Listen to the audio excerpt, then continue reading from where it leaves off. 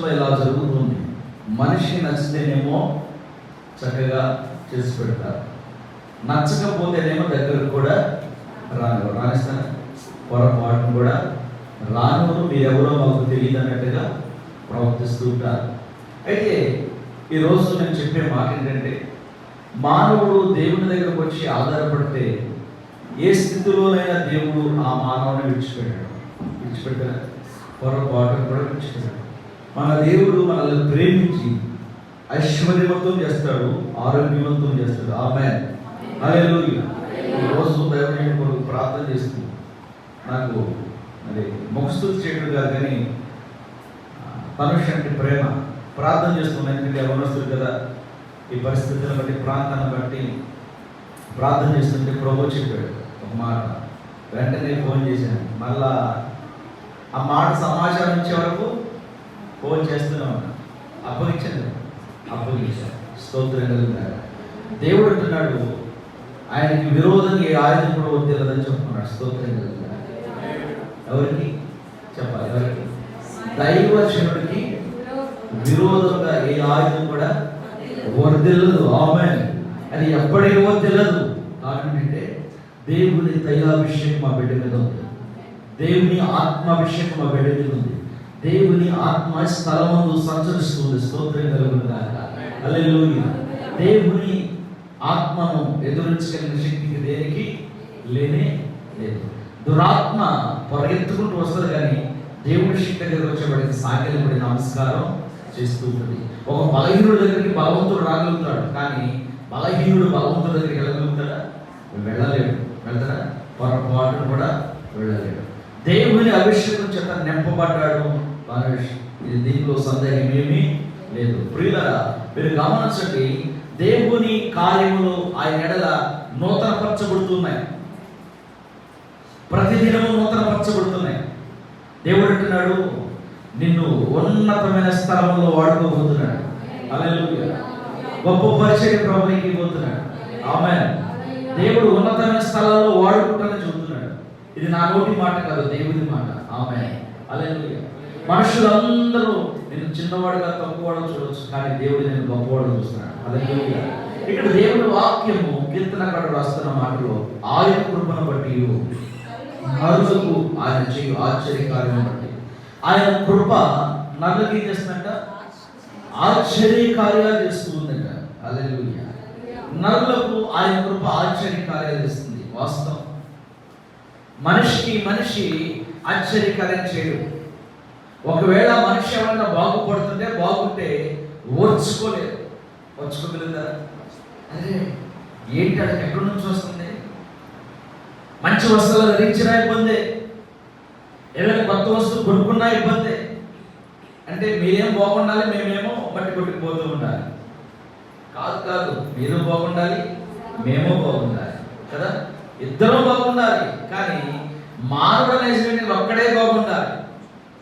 నా పిల్లలు, నా కుటుంబం బాగుండాలి. అందుకే ఆయనను నమ్మిన పిల్లలను ఆయన దరిద్రులకు అన్నాడు చేయడంట.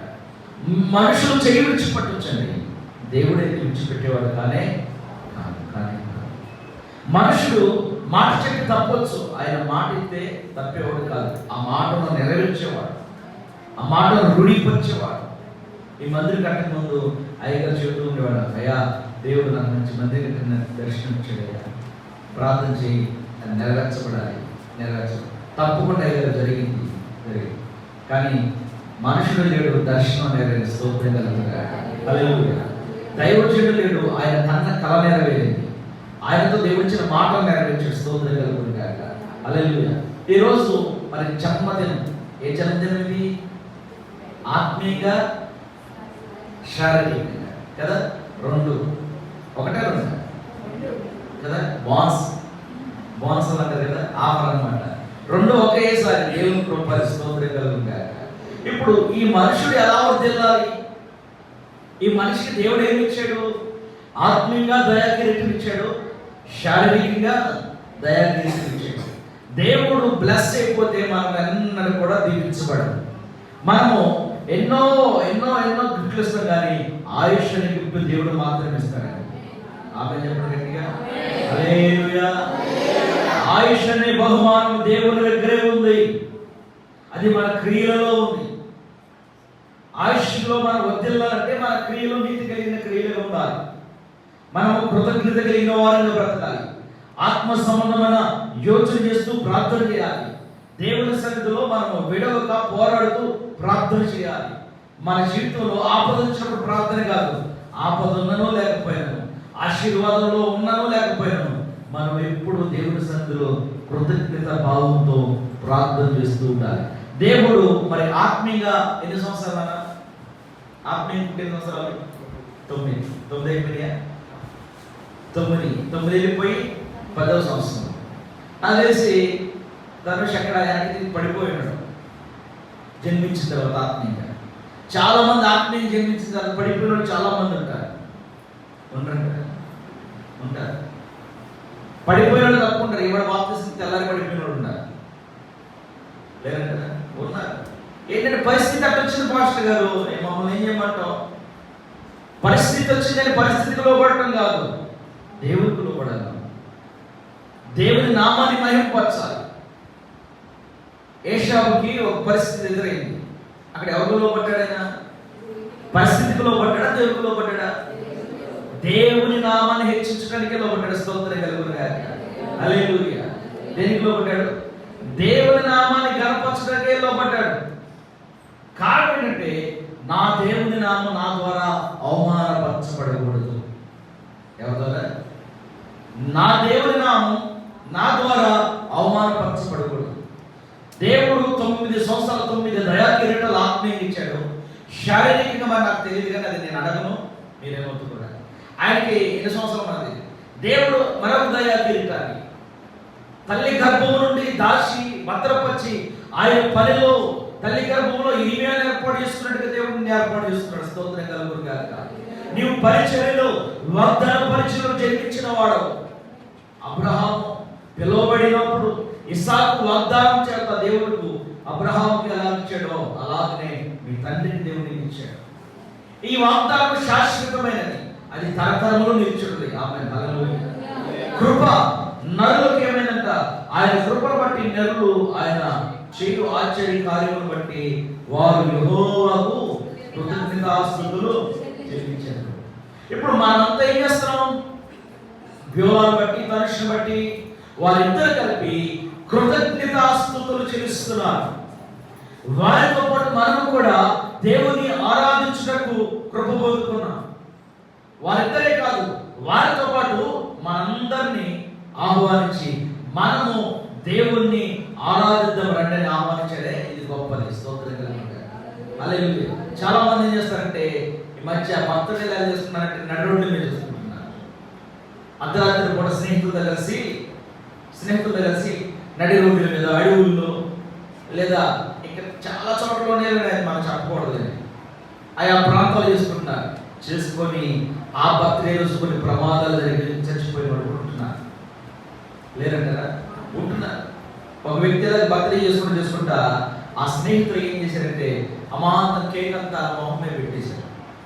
పెడితే ఆ స్నేహితులు ఊపిరాడని చనిపోయాడు. బర్త్డే చేసుకున్న వ్యక్తి ఏమైపోయాడు? స్నేహితులు అతి ఉత్సాహ ప్రేమకు బలైపోయాడు. చేయొచ్చు బర్త్డే చేస్తూ, దాని లిమిట్ ఉంటుంది, పద్ధతి ఉంటుంది. పద్ధతిని మంచి చేస్తున్నాను, కానీ దేవుని పిల్లలు దేవుని మర్చిపోకూడదు. మనం దేవుని చేత దీవించబడిన వారు, మనం దేవుని చేత పోషించబడుతున్న వారు, మనం దేవుని దయ వల్ల ప్రతిదినము నిద్రలేచి మరలా ఒకరోజు చూస్తూ ఉంటుంది దేవుని యొక్క కృప. ఆ కృప అంటున్నాడు యెహోవాకు కృతజ్ఞతాస్తుతులు చెల్లించుదురు గాక. ఏం చేయాలట? ఏం చేయాలి? ఒకరోజు కాదు, బ్రతికున్నంత కాలము, జీవిత కాలము. అందుకే కింద మాట 22వ వచనంలో అంటున్నాడు, చదువుదామా? ఉత్సాహ ధ్వనితో ప్రకటించుదురు గాక. ఉత్సాహ ధ్వనితో ఆయన కార్యములను ప్రకటించుదురు గాక. దేంతట? నీరసించిపోయా? బాధతోనా? వ్యాధులతోనా? దేంతో? అమ్మా నా వైపు చూడండి. దేంతో? చాలా ఉత్సాహం. ఆడపిల్ల పుట్టిందని ఉత్సాహం ఉండదా? ఉండదు, ఉండదమ్మా. ఎక్కడ ఉంటుందని నువ్వు చెప్తున్నావు, అసలు ఉండదు. అదే మా పిల్లలు పుట్టాడని చెప్పండి, గబగబ మెట్ల మీద కూర్చున్న వాళ్ళు 50 రూపాయలు తీసుకొస్తారు. కారణం ఏంటి? ఆ కష్టపడి మొదలు పెడతానే కాదు, వారసులు వచ్చాడు, ఇంటి పేరు నిలబెట్టారు. వాస్తవం చెప్పాలంటే ఆడపిల్లలు ధన్యం. ఒక రోజు చెప్పిన ఒక రోజు అమ్మా నాన్న మొదలుపెట్టి తెలియటం పెడతారా? చూస్తాం సమాజం. కృతజ్ఞత, ఉత్సాహమైన కృతజ్ఞత.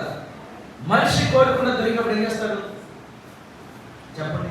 చాలా పరవశించి సంతోషపడుతూ ఉంటాడు. మీ ఇంట్లో బంగారు వస్తువు పోయిందంటే ఉత్సాహం ఉంటాడు. ఆయన మాత్రం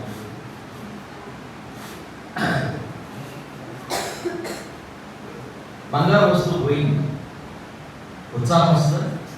ఏమైతే ప్రాణం?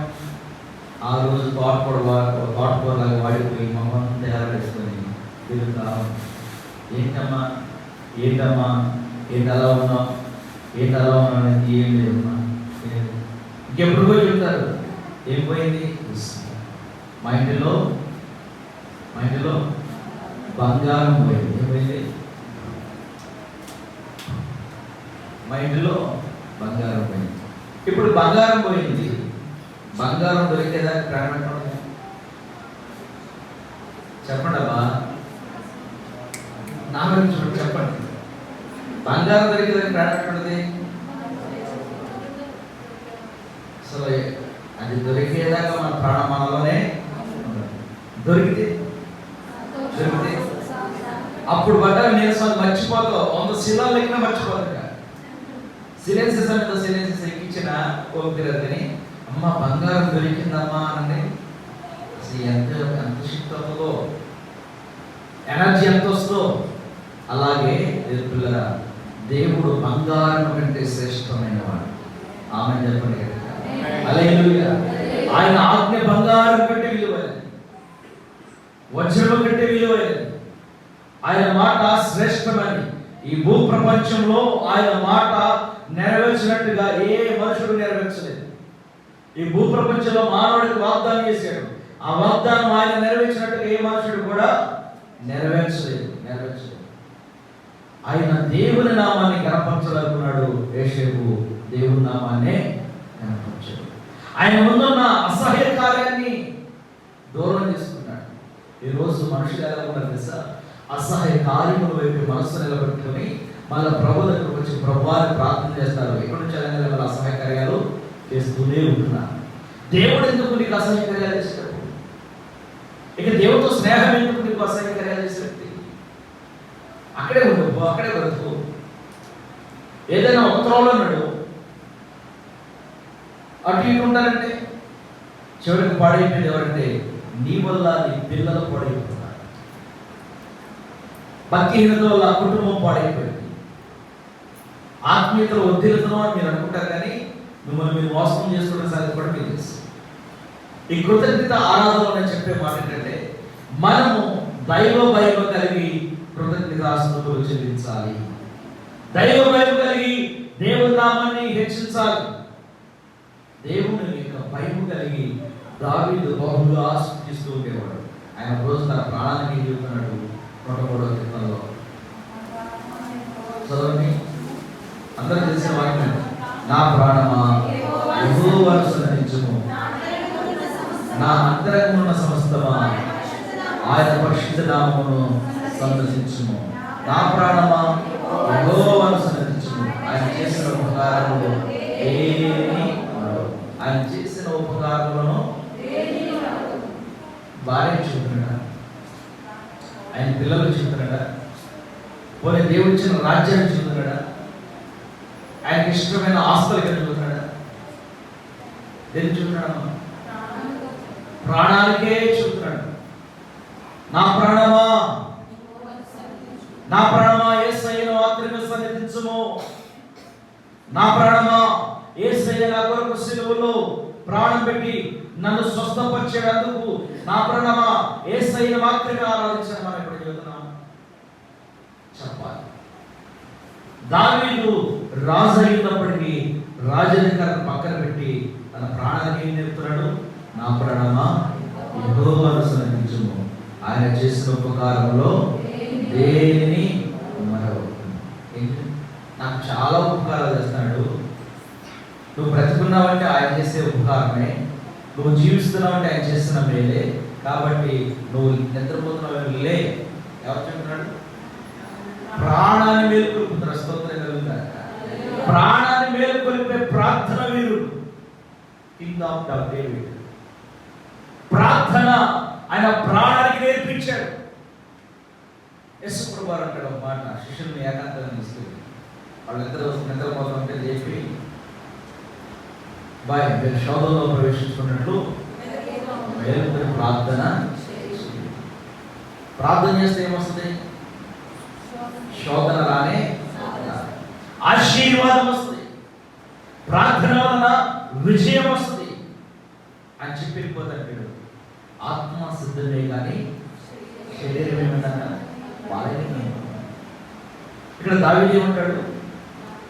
ఆయన ప్రాణానికి ప్రాణం ఎవరు చెప్పండి? ఈ శరీరం కింద నరాల్లో దాచుకోవడమే బ్లడ్, రక్తం. రక్తమే మన ప్రాణం. రక్తం మొత్తం బతుకుతావా చెప్పండి?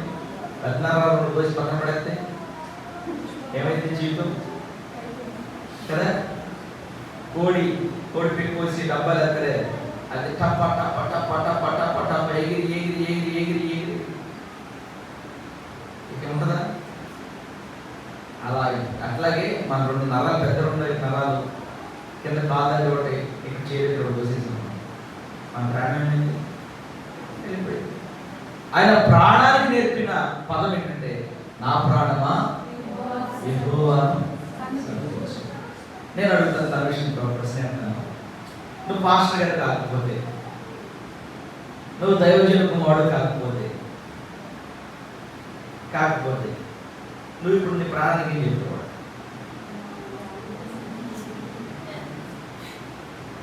ఊహించున్నాడు కాదయ్య గారు, నేను దైవజన కుమారుడు గారి పుట్టానికి నేనేం చేస్తా? నా ప్రశ్న ఏంటంటే దాని సమాధానం, నేను దైవజన కుమారుడు గారు పుట్టాను కాబట్టి నేనేం చేస్తాను. కానీ ఈరోజు దైవజన కుమారుడు కూడా లోకంలో కలిసి తిరిగేవాడు.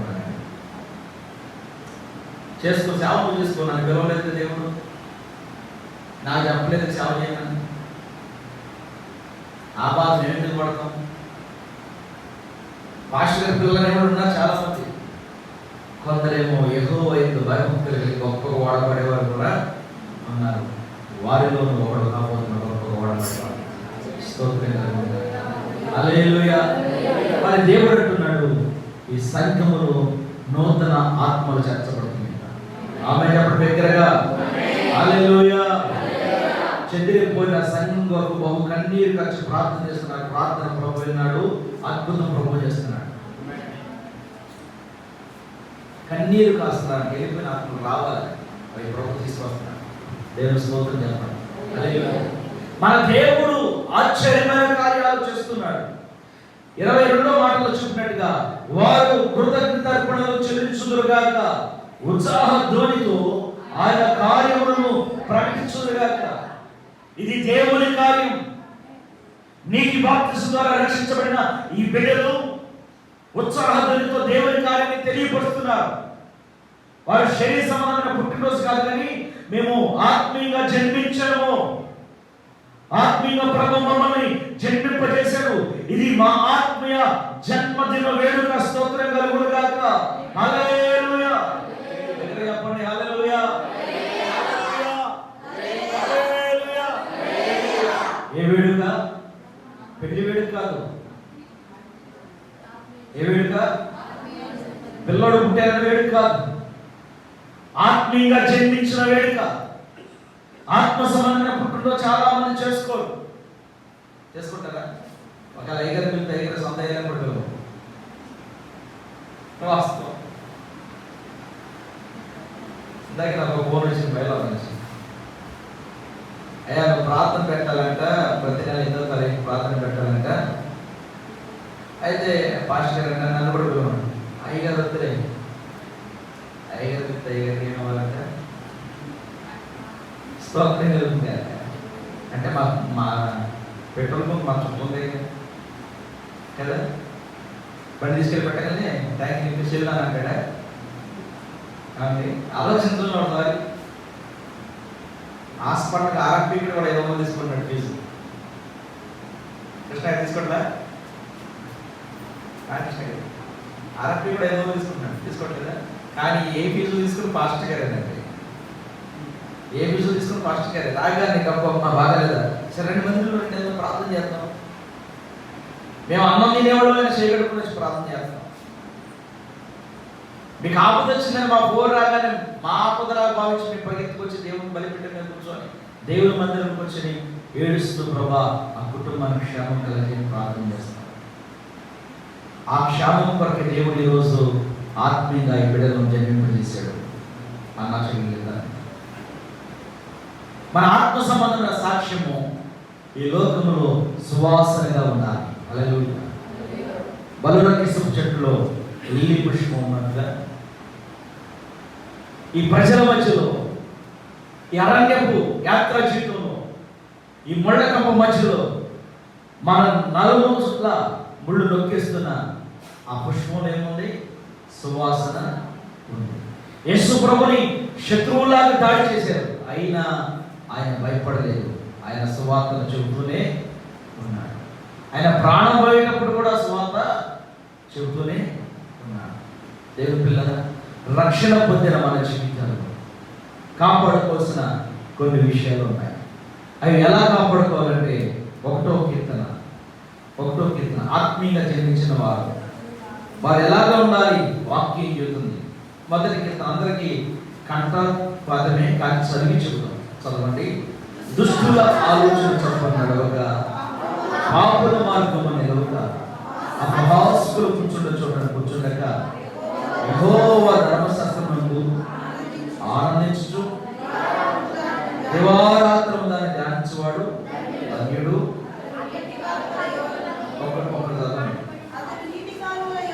అతడు నీటి కాలువల యోరున నాటబడినదై ఆకువాడక తన కాలమందు ఫలమిచ్చు చెట్టు వలె నుండును. అతడు చేయనదంతయు సఫలమగును. దుష్టులు అలాగునుండక గాలి చెదరగొట్టు పొట్టు వలె నుండురు. కాబట్టి న్యాయ విమర్శలో దుష్టులను, నీతిమంతుల సభలో పాపులను నిలవరు. నీతిమంతుల మార్గము యెహోవాకు తెలియను, దుష్టుల మార్గము నాశనమగును నడుపును. దేవునికి మహిమ కలుగునుగాక. 6 వచనాలు ఉన్నాయి. ఎన్నున్నాయి? 6 వచనాలు. మొదటి వచనంలో ఎవరితో సహవాసం అన్నాడు? 2వ వచనంలో దేవుని ధర్మశాస్త్రంతో కలిసి బ్రతకమన్నాడు. 3వ వచనంలో అతను నీటి కాలంలో ఏదైనా నాటబడినది ఆకువాడక తన కాలమును ఫలించు చెట్టు అని. ఇప్పుడు సమయం రావాలి. ఫలించాలంటే ఏం రావాలి? సమయం రావాలి. చెట్టు పెట్టిన వెంటనే ఫలించిందా? ఏం చేయాలి? దానికి ఎప్పుడు నీరు పోయాలి, దానికి మందేయాలి, దాన్ని బాధ్యతగా చూసుకోవాలి. అవును కదా? నేను అంజూరు చెట్టు పెట్టాను, దాన్ని చాలా బాధ్యత చూసుకునేవాడిని. చూస్తూ ఉండగా ప్రియులారా, ఆశ్చర్యం ఏంటంటే రోజుకి 8 కేజీలు ద్రాక్ష అంజూరాలు వచ్చాయి. అంజూరు పండు చేస్తే అంతా తేనె ఉండేది దానిలో. చాలా చోట్ల అంజూరాలు కాసినాయి, కానీ నా దగ్గర కాసినంత అంజూరం దానిలో నేను చూడాలి, తేనె చూడాలి. అంజూరంలో తేనె వచ్చేది అనమాట బాధ్యతగా. అలాగే ఇప్పుడు దేవుని పనిలో రక్షణ పొందిన తర్వాత ఒక పాస్టర్ కాదు, విశ్వాస అయినా సరే బాప్తిస్మం తీసుకున్నాక ఎలా బ్రతకాలని దేవుని వాక్యం చెబుతుంది? దుష్టుల ఆలోచన దగ్గర మనం ఉండకూడదు, పాపుల మార్గంలో నిలవకూడదు, అపహాసులు కూర్చొని చూడకుండా కూర్చోకూడదు. లోపల ఒక సామెత ఉంది. 6 నెలలు సహవాసం చేద్దాక వారు వీరు వీరు వారు అయిపోతారు. మన మీద వాళ్ళు మారుతామని వాళ్ళనే చెప్తూ ఉంటాం, మనగా మార్చం, వాళ్ళు మనల్నే మార్చేస్తారు. మార్చరా? వాస్తవం అండి. అటు మారిపోయిన చాలా మంది ఉన్నారు. అయినా భాష మావాడేనండి, కొద్దిగా నా మాట చెప్తే కదండి వెళ్ళి ఏం చేస్తారంటే వీళ్ళు ఇక్కడ మానేసి అక్కడికి వెళ్తాం మొదలు పెడతారు. వాస్తవం. అదేమంటే అక్కడ ఏం లేదు, చెప్పి మాట్లాడే ఎలా ఉంటే అక్కడ ఏమీ లేదు. ఏమీ లేకుండా ఎంత ఎక్కలేడు. ఒకసారి నేను చెప్తాను, మాడిపోయిన దాన్ని తీసుకోండి, అన్నం ఉండదు, అన్నం అంతా మాడిపోయింది, దాన్ని క్లీన్ చేయాలంటే ఎంత పట్టింది టైం? ఒకసారి క్లీన్ అయిపోయిందా? అది నీ తప్పు, మాడబడదు, అవునా? కానీ మాడిపోయిన తర్వాత మాడిపోయిందని తోముతున్నారే వాళ్ళు గొప్పడు. జీవితాలు పాడు చేసుకుని వచ్చారు, బాగు చేస్తున్నారు. బాగు చేసుకున్న తర్వాత మా వాడిని వస్తారే, మా స్నేహితులు, మా అన్నయ్య, మా తమ్ముడు, మా అక్క, మా చెల్లి చెప్పుకుంటాం సరే, వారు ఏం చేస్తారంటే ఏదో కొద్దిగా అలవాట్లు మార్చేస్తూ ఉంటారు. దైవిక భయాన్ని కోల్పోతున్నారు ఈరోజు సమాజంలో, సంఘం. అలా కాదు, దేవుని భయం ఉండాలి. రక్షింపబడిన వాడు ఎలా ఉండాలంటే ఆయన చెబుతున్నాడు, చూడండి 5వ వచనంలో, కాబట్టి న్యాయ విమర్శలో దుష్టులను, నీతిమంతుల సభలో పాపులను నిలవరు, నీతిమంతుల మార్గము యెహోవాకు తెలియను. నీ మార్గం ఎవరికి తెలిసింది? ఎవరు తెలుసు? మన మార్గం, మనం నీతి కొట్టిన మార్గం దేవునికి మాత్రమే తెలుసు. స్తోత్రం కలుగునుగాక. మనుషులకు మనము కనపరచడం అవసరం లేదు, మనుషుల ముందు మనం గొప్పవారు చెప్పుకోవసరం లేదు. మన దేవుడు మనం చూసి ఆశీర్వదిస్తుంటే ఆశీర్వాదమే ఒక సాక్ష్యం. నువ్వు రక్షణ పొందిన తర్వాత చెదిరిపోకుండా వాక్యం వద్ద నిలబడితే నువ్వు దీవించబడతావే, నీ దీవెనే నిన్ను చూసి ఏడ్చే వారికి సాక్ష్యం. దశలో రాసిన పత్రిక అపోస్తలుడైన పౌలు దశలోని సంఘానికి రాస్తున్నాడు క్రొత్త నిబంధనలో 5వ అధ్యాయం 18వ వాక్యం. చదువు. ప్రతి విషయమునందు ఎడతెగక ప్రార్థన చేయుడి,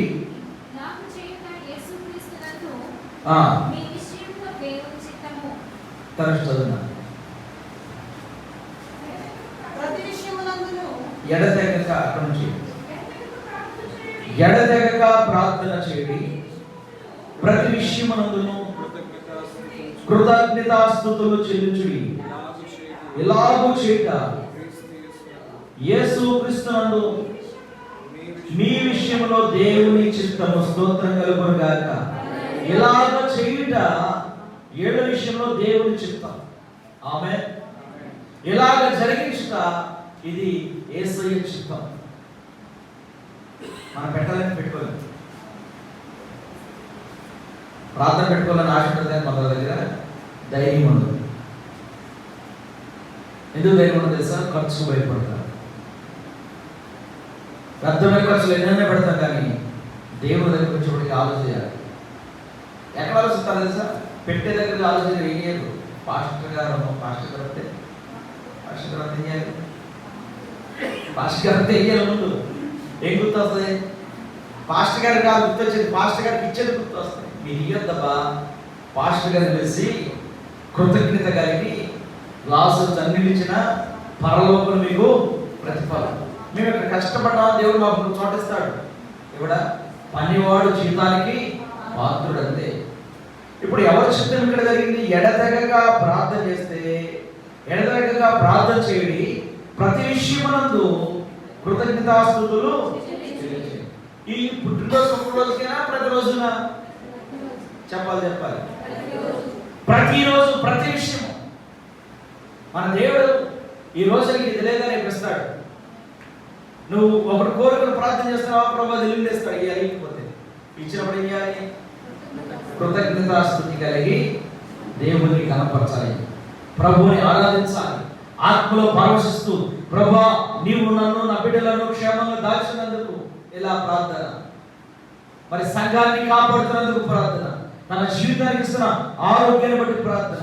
నా మధ్య తన శరీరంలో ప్రార్థన వెళ్ళాడుగా కదా, ఎక్కడికి వెళ్ళాడు వెళ్తే నేను ఆ రోజు ఖాళీ ఉన్నా, లైవ్లో వాక్యం పెడితే వాక్యం పెడు, నేను అక్కడ కూర్చొని ప్రార్థన చేస్తున్నాను. ప్రభు తనుష్ వాడు,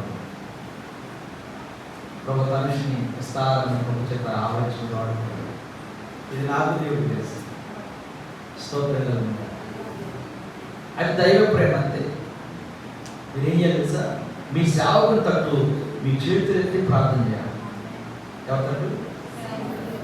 దైవజనుడు అంటూ చేతులెత్తి మా దైవజనుడిని దీవించు ప్రభువా, మా దైవజనుడిని ఆశీర్వదించు ప్రభువా, మా దైవజనుడి మీద నీ ఆత్మను చల్లారకుండా నీ దైవజనుడుగా ప్రభా విస్తారమైన అనేక చోట్ల వాడుకో ప్రభా. చేతులెత్తి కృతజ్ఞతాస్తుతులు చెల్లించాలి. అది ఆశీర్వాదం.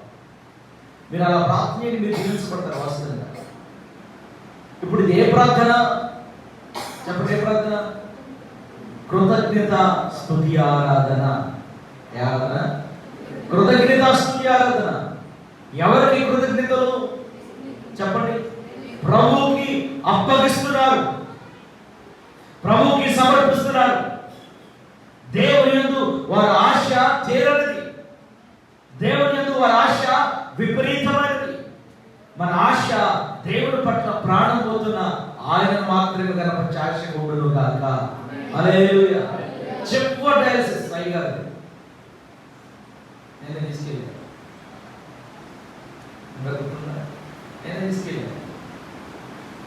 ఎన్నో విషయాలు నాకు చెప్పారు. అయ్యగారు నాన్ డయాలసిస్